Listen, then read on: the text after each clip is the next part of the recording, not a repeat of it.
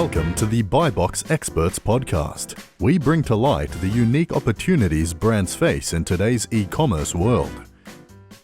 Hey, and welcome to the BuyBox Experts podcast. This is Eric Stopper. Today's episode is brought to you by BuyBox Experts. BuyBox Experts takes ambitious brands and makes them unbeatable. We've got a team of consultants. I'm one of them. I've got 3 other colleagues that are absolutely incredible. You've probably got all kinds of questions for your business. Amazon is changing stuff all the time. Please go to buyboxexperts.com, click on the free analysis button at the top of the page, and you'll be connected with me or a member of my team. You can ask us anything. We offer a lot of free consulting and auditing. Just come and check it out. Today, I am so pleased to have John Daines on the show. He is the CEO and co-founder of LeadJolt, which is an automated tool that sets qualified leads for real estate professionals, which is a little bit outside of what we normally do on this show. But I've had a couple of conversations with John now, and I think that you will be delighted to hear his story and understand the entrepreneurial journey that he's been in over the last couple of years and just the expertise that this guy brings to the table. So John, welcome to the show, my friend. Hey, Eric. Thanks so much for having me, man. I'm excited to be here, excited to jam out. I know, like you said, it's normally out of the realm of what you normally do on the show, but I'm excited to chat and see where the conversation takes us. Right on. So you've had since 18, right? You spun up a social media agency, and it didn't go super well at first, and then you were able to scale it out. Tell me about that first thing that you had going on. Yeah, 100%. So even before that, I did like some retail kind of e-commerce stuff. So I actually sold rare sneakers and clothing. So I kind of carved out this market for rare sneakers and clothing. I sold on eBay. I sold on a website called Grailed and a bunch of different other platforms. And that was kind of the first online business that I had spun up. I was probably making a couple grand a month as like a high schooler doing that profit, which was pretty fun. So that was kind of the first taste that I had of online business. I ended up getting expelled from high school, and it's kind of like I feel like I've almost lived like 10 or 15 different lives at this point. It's funny because we've done so many things, and I'm only 21. It has been awesome. So so I ended up working at an e-commerce company run by one of my family friends, somebody that I've known. He's like my godfather, basically. Ended up realizing that I wanted to start a business and be an entrepreneur. None of my parents were entrepreneurs. And I decided I wanted to start a social media marketing agency. So ended up senior year of high school. I was homeschooled, but I still finished school. Senior year of homeschool, I worked at a grocery store, and there was a dude there that was wanting to spin up a social media marketing agency. And I had seen, all kinds of guru ads online and stuff about, hey, you can start this business and make, 10 grand a month or whatever the case may be. And I always just kind of thought it was a sham. And then basically met this dude who was trying to spin up his own. He had a couple clients, wasn't making big money, but he had kind of proof of concept. And I was like, okay, I think this is something that I want to do.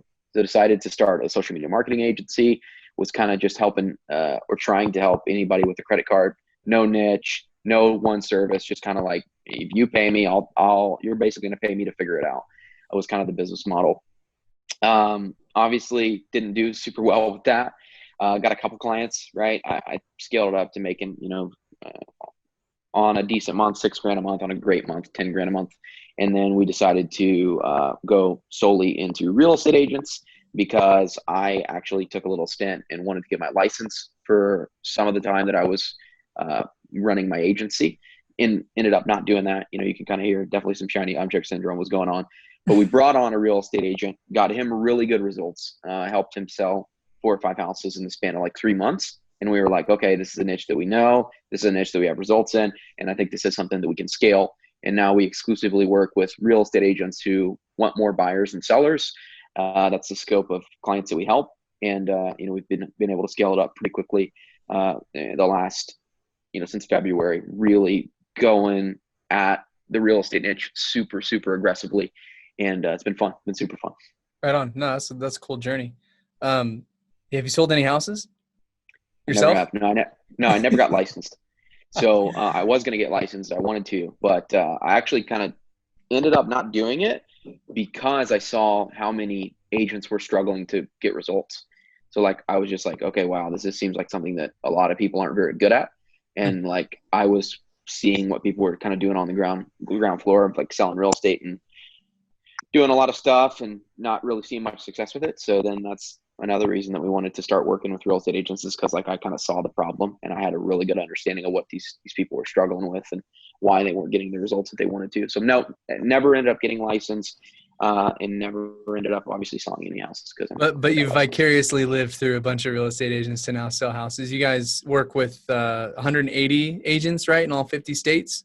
Yeah, we've served about 180 agents across all 50 states. We've done stuff internationally. We normally just stick in the U.S. Because honestly, the conversion rates are way better, and we understand the U.S. system of selling real estate. I've done stuff in Italy. We've done stuff in Montreal, Quebec. We've done stuff, but in outside of the states. But we really just tend to serve the United States market, as it's the one that we're most familiar with, because there's legalities and different, hoops you got to jump through in every different market you're in. Right on. So as far as LeadJolt as a product goes, tell me what it is. Tell me, like, when somebody signs up with you guys, what ends up happening to their world? Mm-hmm. Yeah. So it's basically, we take them through a 3-step process. So the first thing we build out for a client is what's called a local authority campaign.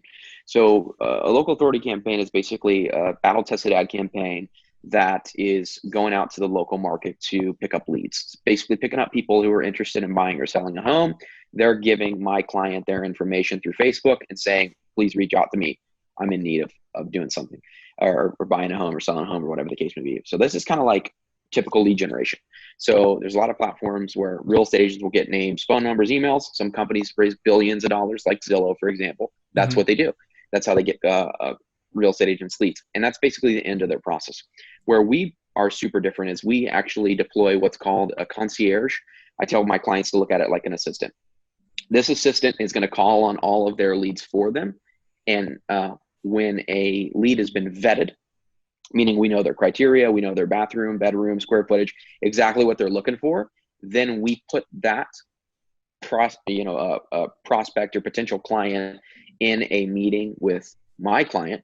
And if we can't reach them through the phone, we're going to text them, email them, voicemail them, and that's all built out through a SaaS platform. So we're kind of like an agency SaaS hybrid, with also like a call center, basically in-house call center. So it's pretty cool how we built it out. It's kind of like almost 3 different things, but the truth of the matter is, like, I don't feel like at this point our clients' problems could be solved just by one of these things, right? It's like, I don't feel like they just need the ads. I don't feel like they just need the call center. I don't feel like they just need the marketing automation. But when we put them all 3 together, it really holistically solves their problem. And that's kind of why we're pulling in a few different directions. And this has been an offer that we've kind of built out really methodically, because it used to just be the lead generation. And then it was just the lead generation plus the marketing automation.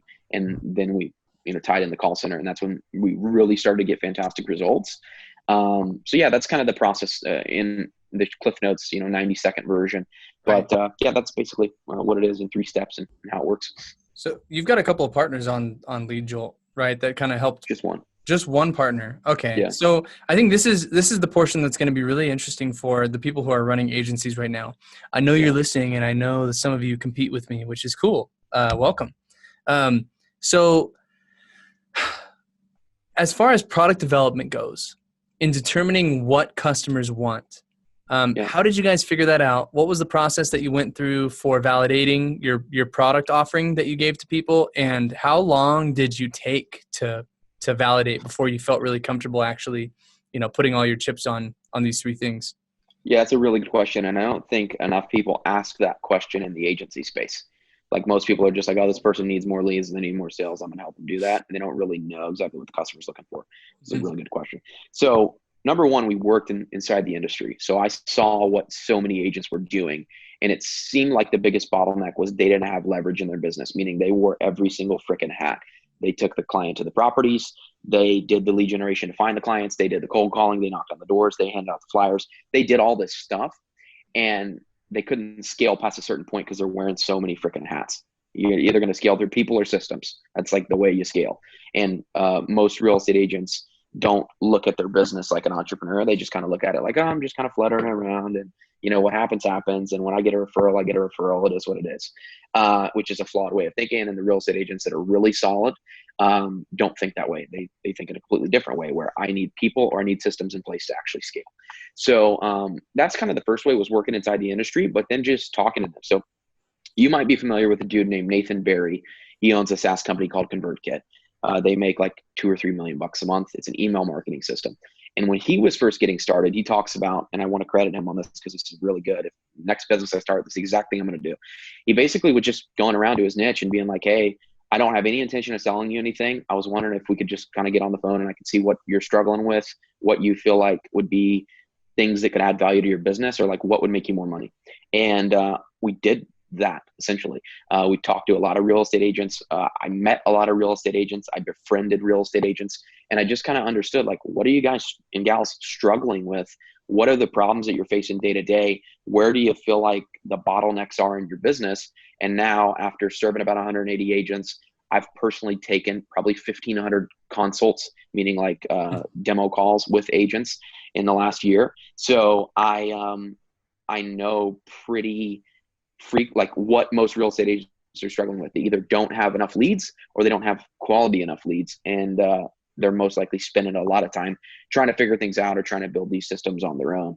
So it was a mix of talking to a lot of potential customers, talking to a lot of people in the niche, and working inside the niche, which I don't think you have to work inside the niche, but it definitely helped us and gave us an advantage.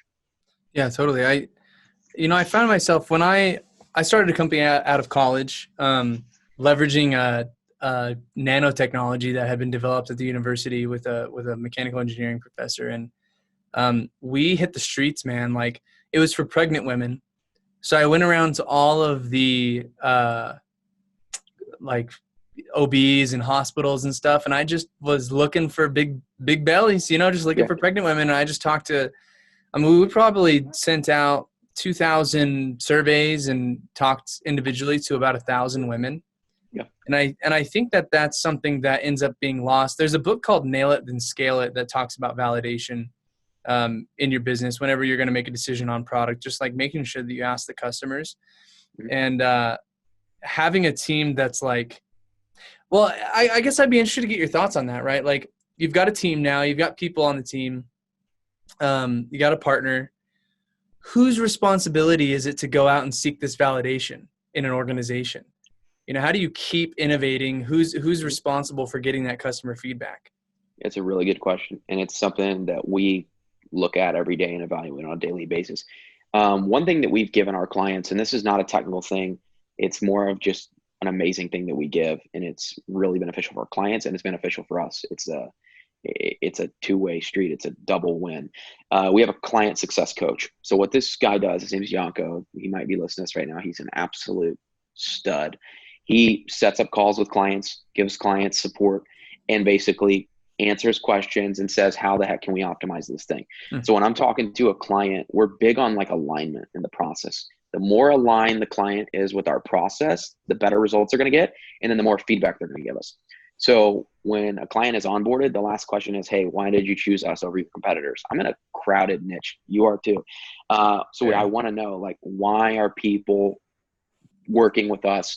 Not only on the sales side, but then when we get them in, we ask even more questions. What can be fixed here? What do you think could be better? How can this be improved? And it's like constantly improving for clients. But I mean, we basically got a guy who does it full time. I mean, he gives support. He's there to answer questions. But the other end of that coin is he's there to improve our product, improve our offering, and improve the results that we get. And he does it just by talking to customers. Like, and if he wasn't doing it all day, I would be doing it all day. Right. And Adam, my partner, he used to do it all day. So it was kind of something that, like, we built the offer, we built the MVP. We know it's something that we needed to do. So we brought on somebody that can kind of kill two birds, one stone, get the support to the clients that need help, and then understand what we can improve and make better, and kind of align with clients and figure out what more problems we can solve. So yeah, I'm a salesman, right? Like, yeah. True and true. That's what I do. And I would be scared to death if a customer success coach or person in an organization went to the client, asked them, why did you choose us over our competitors? And they told them something that was just absolutely incorrect about our process, right? That would be awful. So I think, you said Yanko is his name? Yeah, Yanko. Does he talk to the salespeople and like give them feedback on the sale of the platform to them? Does he mostly talk with the actual team or you and your partner? Like, how's the feedback loop typically work? Yeah, so right now, probably one of the biggest bottlenecks we have is I love doing the sales side, and I just like taking calls. So I do all of our sales right now. He actually will evaluate my calls and see kind of what certain clients are looking for and different things that we can plug in and improve the process for them. I more handle hey, why did you choose us over our competitors? So I can continue to further the marketing and sales, because the more feedback I get, it's one of the best marketing hacks ever. Ask your customers why they bought from you and then try to go do more of that. And then Yanko is more on after they're already in the funnel, after they're already a client, hey, what more can we give you? What else is going to help improve the process? What, other things are you struggling with, or what other bottlenecks are you running into that we can maybe try and help you with as well? I think that's beautiful. I think everybody needs a Yanko on their team. What's up, Yanko? Hope you're listening. Yeah, so I want you to talk to our listeners about so most of the people that listen to this show are either agency folks or they are brand executives of consumer packaged good products, consumer products, things that sell on Amazon. All of them have multiple aspects and channels that they sell on. So they sell on Amazon, but they have a Shopify or a BigCommerce or a WordPress site. Maybe they sell on Walmart and eBay. There's a bunch of niche ones as well, Newegg. So they've got their online properties, but then some of the older ones, and then hopefully some of the newer ones as well, they have brick and mortar. They've got big wholesale accounts that they sell products to, which for them would be a lead generation, right? They want to get a big lead to a B2B type of customer. And I'm wondering if I am a consumer packaged good company and I want to figure out how to generate more leads for the wholesale side of my business, what would you encourage me to do? And who would you encourage me to hire on my team? What's the first thing that I need to make sure that I do have solid lead flow that allows me to build that side of my business? So you're trying to get basically B2B leads. You want B2B leads. Yeah. Okay, I got you. Man, it's if I was in that sort of niche, my first thing would be LinkedIn Sales Navigator. I mean, get on LinkedIn, pay the $80-$90 a month or whatever it is. I think that's a real tactic instead of rah, oh, go do prospecting. Everybody knows, go do prospecting. The most tactical thing I would say is get on LinkedIn Sales Navigator and find executives at these wholesale companies. They're out there. They're on LinkedIn. That's probably where they hang out. My target audience hangs out on Facebook. That's kind of where we're at. We get stuff off LinkedIn, but if you're looking for big execs at a wholesale company, I would think pay the $90 a month for LinkedIn Sales Navigator and find those people, and then just reach out to them. Not some canned BS message, but trying to cut through the noise, explain to them why your stuff's better. Assets are always big. So however you can position assets, I think it's big. Even what you guys do with a free evaluation or whatever, it's something that gives value, because it's just we're no longer in the age of hey man, you should do a sales call with me. It's that's not really how it works. You want to position it as some sort of value. So I think find a way that you can position your product as value and cut through the noise of what everybody else is doing. And then I would say, if I'm trying to get wholesale B2B leads like that with big execs, I'd go LinkedIn Sales Navigator all day. Yeah, I think that oftentimes these executives get blown up on LinkedIn, and I almost wonder if there's I guess you got to start with value, right? There's a lot of these LinkedIn marketing folks who talk about starting with an offer, saying, hey, I'd like to do something for you, or who can I introduce you to? Right. And I get those messages all the time, and I think the good ones, man, I don't know. Some of them are you can tell they're, well, I guess the ones that I can't tell if they're automated or not are the best ones. I'm hey, this almost seems custom, but I've been doing this for long enough where I see, this was for sure part of a Salesforce, just automated messaging system for me. When you guys are communicating with clients, do you ever look at like the types of words that are used in your industry, like maybe too often, like the buzzwords, and try to avoid those? Is there like a script that you guys have to follow? Because I imagine a lot of the communication they've got to be canned, some of them, right? You've got to communicate the information. You've got to add value in certain ways. Of course. How do you avoid sounding like a robot when you're reaching out to people? I think a lot of people just do the ask for the sales call way too early, like over the cold message. Like what, I get those same automated messages on LinkedIn. Some of them are so automated that people message me and be like, hey man, we can help your e-commerce store grow. And I'm like, dude, I don't have an e-commerce store. Like they're so bad. So I think if you're doing, I'm in an industry where our ticket, we build relationships with clients. That's what it's about. We want to build relationships, but we're not selling $50,000 to $100,000 a month packages or anything like that. So we do have to conserve the amount of energy we spend per lead, per customer. It's like, I'm not I guess I have to think about a way to say this where I don't come off as a complete D-bag. We're in an industry where it's like, we want to get leads. We want to serve customers. We're straight to the point with our stuff. It's not like I'm in a huge B2B industry where I'm taking executives out to dinner and things like that. Like in some industries that sell higher ticket packages. So if you're doing a whole big wholesale deal, like that's could be, if done right, probably a multi-million-dollar opportunity, right? Sure. So I would say any way that you can afford to spend more time per opportunity. You can afford to see, oh, this is Bill. Bill has 2 kids. He likes to surf. Have a conversation with them about that. And it's not like the BS, like sales stuff, like you build rapport. And if they're a baseball fan, tell them you like baseball. But like actually having genuine conversations. If you're going after those bigger deals, you can afford to do that. Like if you do too much automation or you're asking for the sales call too quickly or whatever the case may be, you're just going to burn good opportunities. And then you're just going to like pretty much destroy your reputation, and people are going to know, okay, this is the annoying sales guy who I don't want to talk to. Right. So I think kind of, if you're in an industry like that where you're going after bigger deals, you can be a little bit more personalized with it. You can be less canned.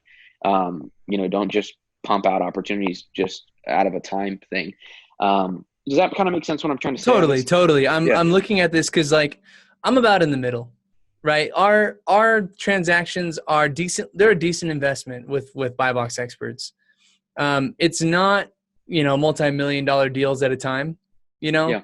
And so I got a little mix of both. And I think that sometimes I find myself being a little canned. But recently what I've really tried to focus on, and I hope that everybody will take this, is caring about what that person actually wants out of whatever they're doing. Like these real estate agents, why do they sell houses? Well, they probably want to spend some freaking time with their kids. Right. Like that's the type of stuff that you got to get to the bottom of it when you're in any of these like lead generation or B2B type of sales. Like it's not about trying to figure out if the person likes football and you like football as well. It's understanding what the person wants and what's keeping them from getting there. So yeah, 100%. Yeah, I think I think that rings true. One of the questions that I wanted to follow up with you on is when you were setting up your business, when you were starting, because you've been a part of a bunch of different agencies that have scaled to 6 figures fairly quickly. How did you make sure that you didn't get distracted? Obviously, you went for validation. Yeah. And you mentioned earlier that there was some shiny object stuff, a couple of years ago and along the line, but how did you make sure that you kept to the true north and focused on the most important tasks for your business? I think when you start out, it's just all limiting beliefs. Like at every stage, it's some sort of limiting belief that you have to address. And I think one of the big ones for me was like, oh, there's just genuinely not enough people in one specific niche that are going to need my services. And I think after I saw like, okay, even you look at gym owners, like I don't personally know real estate agents are a little easier. Like everybody probably knows 1 to 2 real estate agents. Like I don't know any gym owners. I don't know one dude or gal who owns a gym. But then you look at somebody, for example, like Alex Hermosi, he owns a company called Gym Launch. It's like a $70 or $80 million business. Like the guy is an absolute animal. Like he's going to build, $100 million a year business just working with gyms. And gyms are a niche that's typically pretty broke, and he sells like $18,000 or $20,000 packages. Like he's doing really well. So I think it's just like coming to the realization that like you have to have a certain mindset of abundance to go after a certain niche. And now at this point, like when we started out in real estate, I would say we kind of dipped our feet in niche wise. We would help you if you did mortgage loans. We would help you if you were a wholesaler, or you're an investor, or you want to do fix and flips. And now it's just like, hey, listen, we don't normally work with real estate agents in California. We don't normally work with real estate agents in New York. We only work with agents who are buyer or seller agents. And that's kind of just what we focus on and what we specialize in. And I'll talk to clients all the time that are like, oh, I do land deals, or I syndicate buildings, or I do this stuff. And I'm just like, hey, look, I'm sure there's somebody out there that can be a much better fit than we can. And another funny thing about going niche, once you become enough of authority in your niche, the more opportunities will start to pop up. So like I'll have a guy hit me up. Hey man, I do insurance. Can you help me? It's just so funny because it's like when you help everybody, nobody wants your help. And then when you help one specific person, it's like, oh, I do this or I do this. And they come to you. It's just kind of funny. It's like the shoes on the other foot now. But yeah, I mean, I think you just got to get over, I at least had to get over, and I think this probably rings true to a lot of agency owners, the limiting belief of there's not enough people in this niche that I can actually help. And I'm in a huge niche. There's a lot of people that are real estate agents, and it's a very fast growing industry.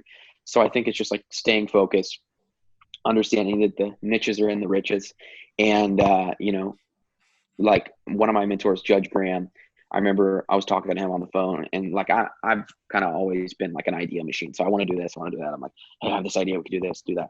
And I was talking to him, and this was when we were small. Like I think we're still relatively small in big scheme of things, but really small. We had I think it was just me and Adam at that point, and we had one guy that was helping us set appointments.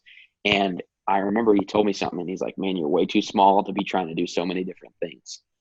It's just like, I think it's a really true statement. It's like, even Jeff Bezos, he just did books. That was his thing, and just do books. And then he got bigger, and then he said, okay, I can do more, I can do this, I can do that. And now as he continues to scale, now they're going to open these grocery stores, now they're going to do this product, now they're going to do this, now they're going to roll out a new line of basics. It's just I think as you continue to scale and grow, you can help more people, you can do more stuff.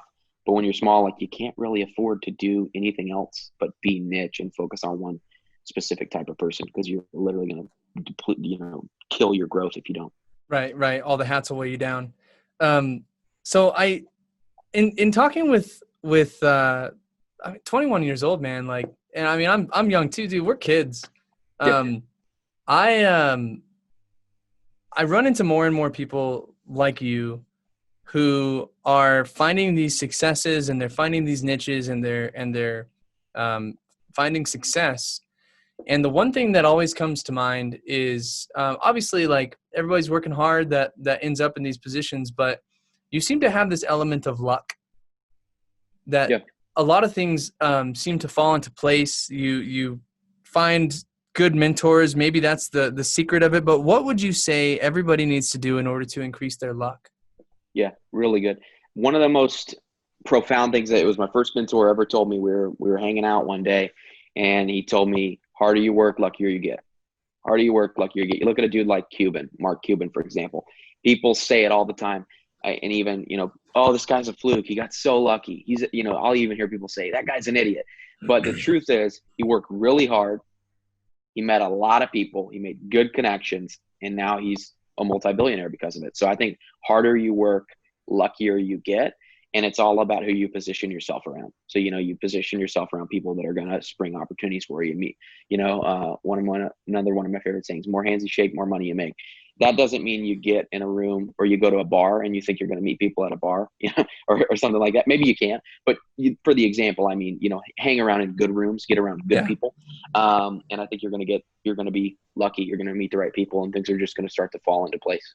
Yeah, if you hang out in a room with 3 millionaires, you're more than likely going to become the fourth. 100%.